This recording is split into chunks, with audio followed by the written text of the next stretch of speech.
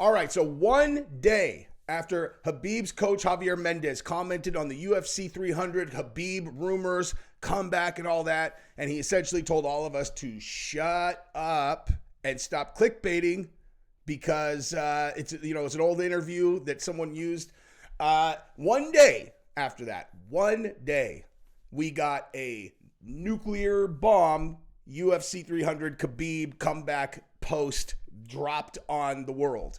So I'm going to show you what that is because it ripped around the internet like it was on fire in a place that has dry grass and 160 mile per hour winds, right? Everyone sent this to me. So I'm going to show you what that is. I'm going to show you what Javier Mendez said about all of us clickbaiting everybody about Khabib, and then I'm going to show him exactly where everybody got that. And then I'm going to comment on all of us talking about it. I'll also show you this clip that came out today on the same channel. I might even speak directly to Javier Mendez in this video. Let's just go ahead and get started. But first, go ahead and subscribe to the channel if you haven't yet. I appreciate you guys supporting the channel. I also want to thank the sponsor of this video, Yo Kratom. It is your best source of kratom on the internet, $60 kilograms. If you don't know what kratom is, don't look it up. If you're a daily user and you want an inexpensive and reliable source, Yo Kratom is the one for you. All the strains, gets here in 2 days. You're going to love it, Yo Kratom. All right, so I want to start here, and we're going to respond to what Javier Mendez said. But first, I want to show you guys the videos that prompted the videos that I did or anybody else did about Khabib's comeback, because they came from this channel right here, Young and Faded. Now, here is what I could say about this channel. They find insanely obscure clips that I have never seen before. They do it again. They did one today. I'm doing a video right after this about Khamzat Chimaev getting into it with Chechen gangsters in Berlin. These are real clips. One thing that this channel does do, I am finding out now though, is they'll take old stuff and present it like it's new. Okay. So as an example, this was a video that this channel, Young and Faded, did 3 weeks ago. All right, let's watch this real quick.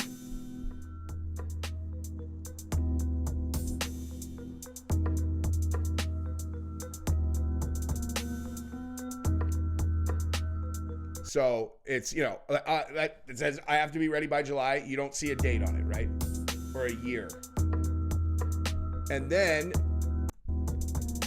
then it's more about, Khabib getting, translated as, I'm a competitor, I'm this and this and this. And then they show this interview with Islam Makhachev, okay, where he talks about how Khabib would be the best 185 pounder in the world, right? He trains the way that the language sounds, it sounds like he's talking about right now, all right? So it sounds like he's saying that Khabib would go and he would ragdoll Strickland is basically what the way that it's presented, okay?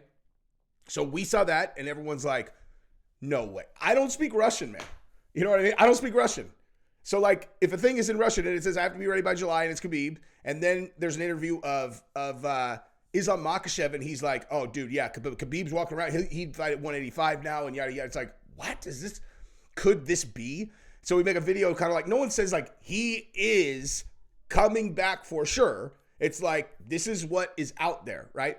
So one of the other clips that the channel put up was an interview with Javier Mendez where Javier Mendez said, listen, here's all I can say about Khabib is he is always training, but he doesn't always train with me. I'm not saying that he's coming back, but as of right now, he is training with me, and he doesn't train with me unless he's coming back to fight. Okay, so that's the actual video that really started this whole thing, right? Was I got it from that channel. I put it on the channel. I'm like, this is what he said, and then a lot of other channels did it after that. Now Javier Mendez says this in his interview where he discussed the issue. I'll respond to this, and then I'll show you guys the nuclear bomb that everybody sent around today right afterwards. Where the hell is this coming from you? I go, from me? When did I speak to somebody? Then I listen to, she sends me the stuff, and I'm like going, this was from years ago. This is before Khabib officially retired, me talking about, well, I am training with him, blah, blah, blah, this and that, this and that. So these guys are getting this clickbait, and they're making news out of something that shouldn't be news.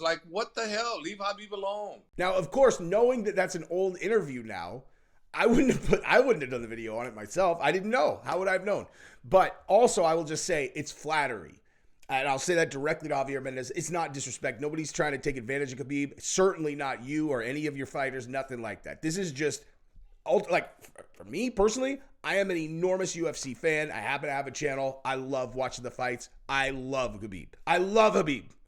I love this guy. I loved watching him fight. So you give me a sniff of maybe he's coming back, I'm going to talk about it. That's all it is. And I'm not trying to, do anything that's going to make him feel anything. I assume he's not going to see it anyway. He doesn't strike me as a guy who is very engaged with like MMA YouTube or social media for that matter in general. And speaking of social media though, let me show you what the bomb was that went off this morning. So again, yesterday, Javier Mendez pours cold water on the fire that was, oh my God, Javier says that Khabib is training with him again, right? One day, everyone's all, oh man, I guess it's not true. We could give up on that. And then this morning, Yahtzee, okay? So if you don't know who this is, all right, this is Zlatan Ibrahimovic, a soccer player so famous that he has 64 million followers on Instagram.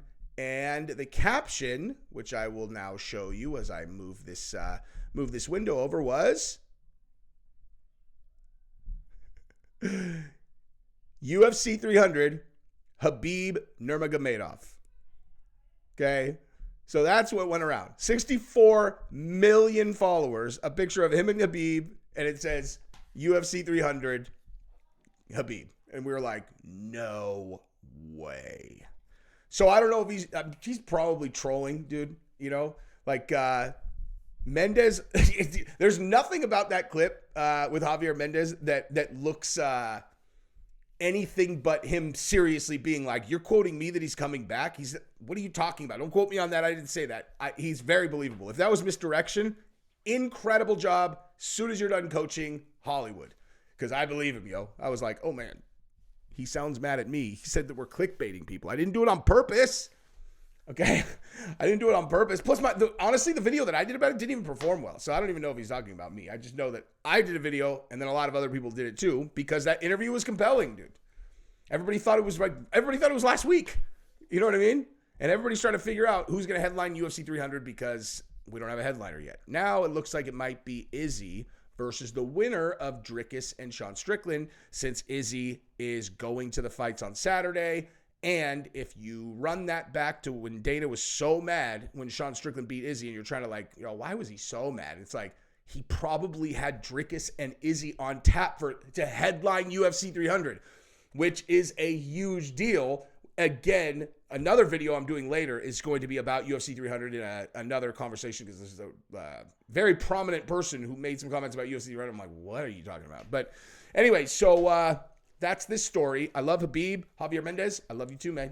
I have nothing but love for you and everybody on your team. I root for you guys all the time. I'm trying to think if there's like anybody on your team that I don't root for, and there isn't. So no disrespect whatsoever. Now, let's talk about Khamzat taking on the Russian Mafia. All right, check this out. So I got this story from Young and Faded. We talked about them earlier related to the Khabib story. I'm going to assume that I put that story before this one, but if you haven't seen it, we're going to talk about this channel later when we talk about Khabib's status, comeback, Javier Mendez, and all that stuff. Now, they posted this story about Khamzat Chimaev in a serious conflict with a bunch of Chechen gangsters who live in Germany, all right?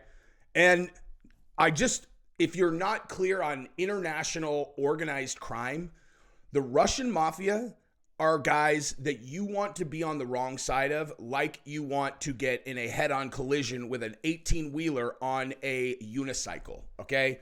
Generally speaking, if you are a sane person, that is how excited you'd be about having a conflict with an organized crime group from Chechnya that is in Germany doing business.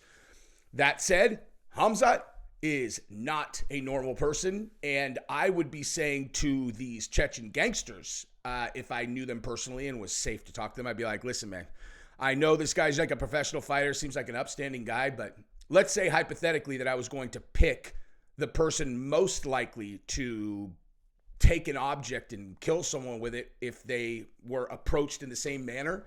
Khamzat might be my number one guy, Joaquin Buckley right there too, but Joaquin Buckley, I think a little bit less calculated. Like he just would be like, what? like grab the closest thing he saw and then hit you with it as many times as it took before your head was like a puddle of crushed watermelon. This is on Young and Faded, and one thing that Young and Faded does very well, as far as I can tell, is they are exceptional at finding clips, especially where people are speaking Russian. I don't know who runs the channel. I don't know if they speak Russian, but they find a lot of interesting Russian clips, and then they put them together. The one thing that I can say is that I have no way of verifying when these clips happened, all right? So I'm just going to be open with that. Like, as far as this goes, I have no idea when these two things happen. Now, every time that Young and Faded has posted a clip, they are apt to sometimes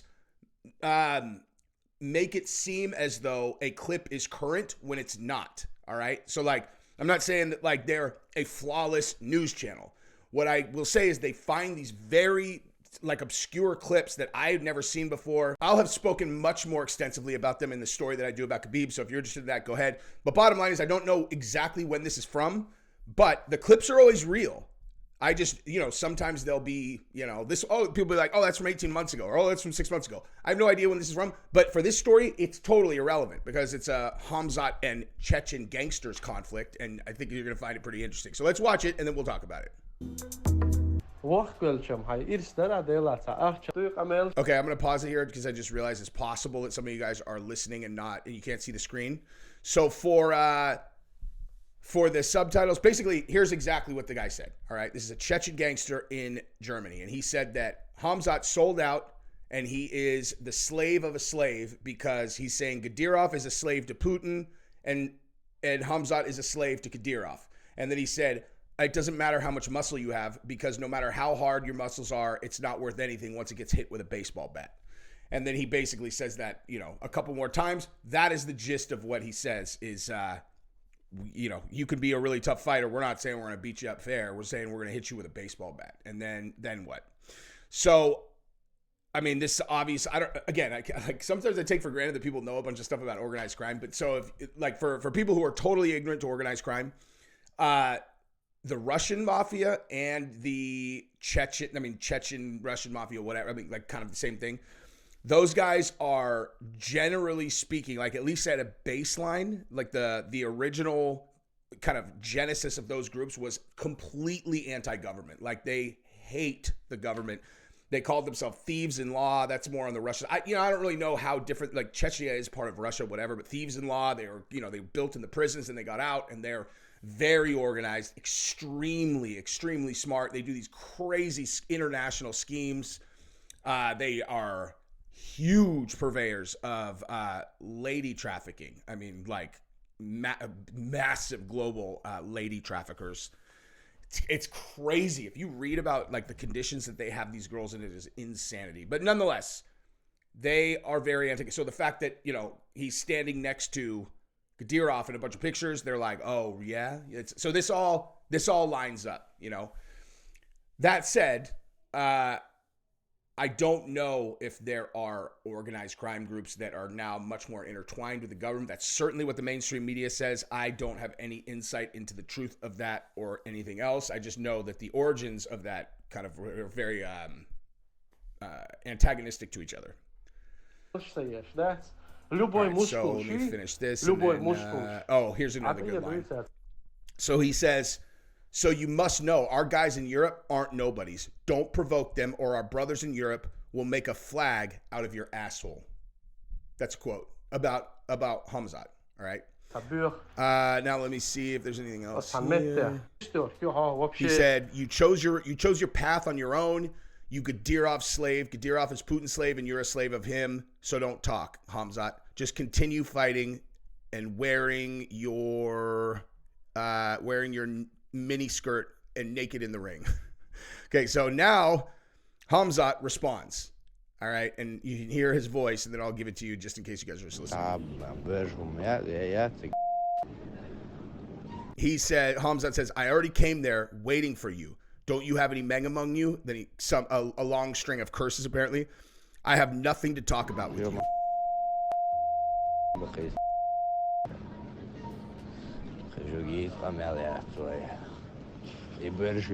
He says, I already showed you that you're not men. Your friend said that he would show me Berlin. I thought I'd find some worthy enemies.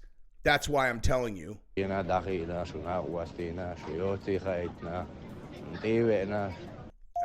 says, come here where I am located. You can publish this tape wherever you want.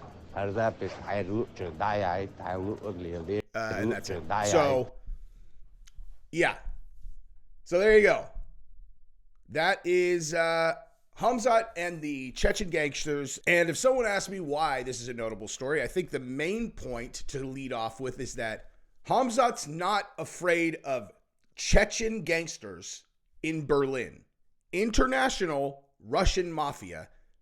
Khamzat's response to them saying they're going to find him and beat him with baseball bats is to go to them, set a time, and wait for them to meet him.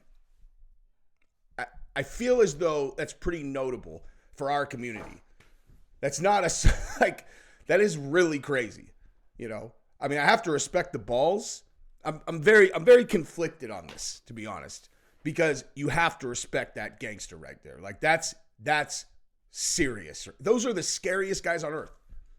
Like legitimately, those are like, you want to know what those guys are? Have you guys seen the movie Taken? That's them. I mean, I think they're Albanian in that one, but like that's them.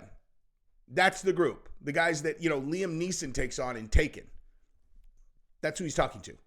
Like, you want beef with them? Like, this isn't a movie, dog. You're an international superstar.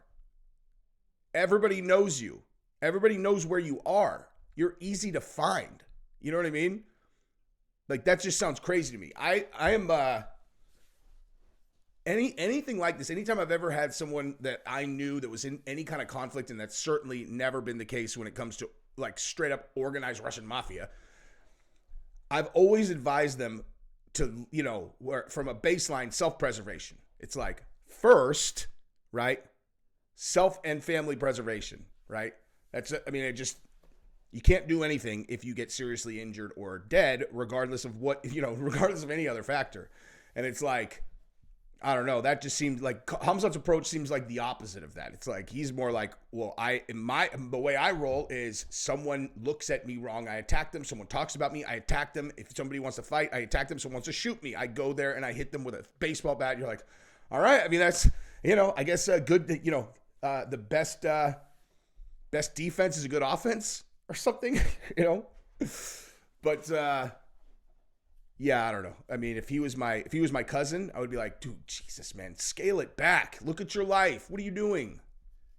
These guys will kill you. Or if you're going like the game these guys play, you're going to have to commit a serious violent felony to tell you, like, for anybody to acknowledge that you won anything, or you're gonna be the victim of one. So don't play. You know what I mean? Like, just don't play. That's a game you don't want to play in the situation that you're in. But anyway, that's how I feel about that. I'll tell you guys a story. I think I've told this before on the channel. But one time I was so this is when I lived in San Diego. It was right around the time when Gabrielle and I don't know if we had gotten married yet or we were about to get married, but it was my crew down there. One of my buddies is this huge dude. He played O-line for Nevada. He's enormous. You know, he's like 6'5". You know, he was 310 or something when he was playing ball. And we were at this club called Stingery that's downtown San Diego. And, we talked about this actually in my Ian Gary video, you know, where Layla Annalee was talking about how Ian Gary sizes everyone up everywhere he goes. You know, she's like, anywhere that he goes, he's looking around and sizing up and being like, I could take that guy. And I was like, who doesn't do that? You know, like maybe that's crazy.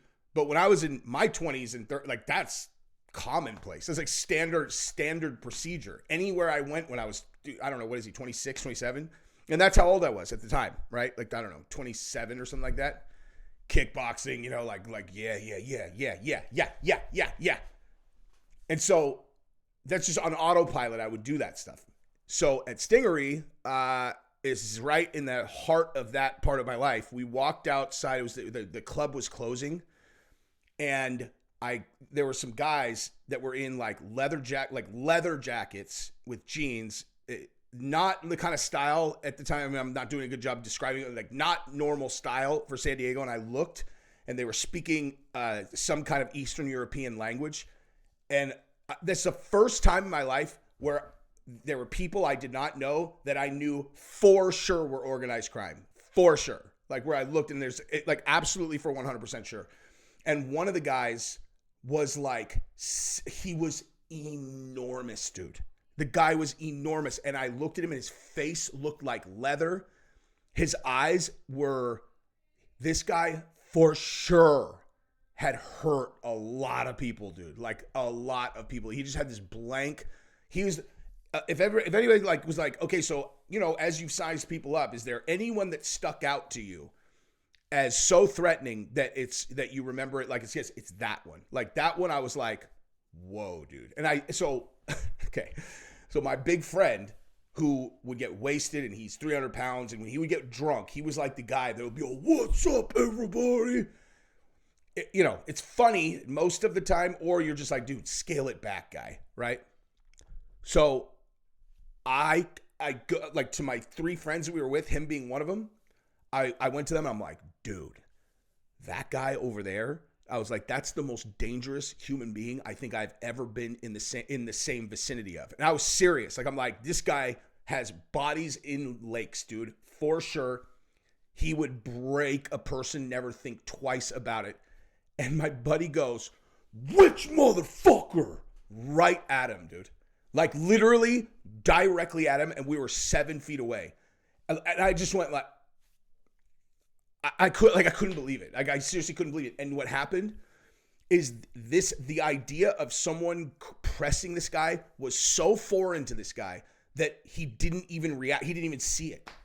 Like he literally didn't move. He was 7 feet away and a 300-pound dude at him was like, which motherfucker? And I grabbed my buddy and yanked him. And I was like, nope. And we turned and I looked back and the guy had not even looked in his direction. Okay. That's how the idea of someone approaching this guy like that was impossible to him, to where when someone yelled right in his face, he literally did not react. Like, think of how far 7 feet is. And I like, Jesus, fucking idiot, dude. Fucking idiot. The last person on planet Earth that anyone would do that. He didn't even know who he was talking about. Like, he hadn't even looked at him yet. You know what I mean? Like, that's how he went to go look at this dude. I'm like, you know, basically the equivalent of like, I can't even think of one.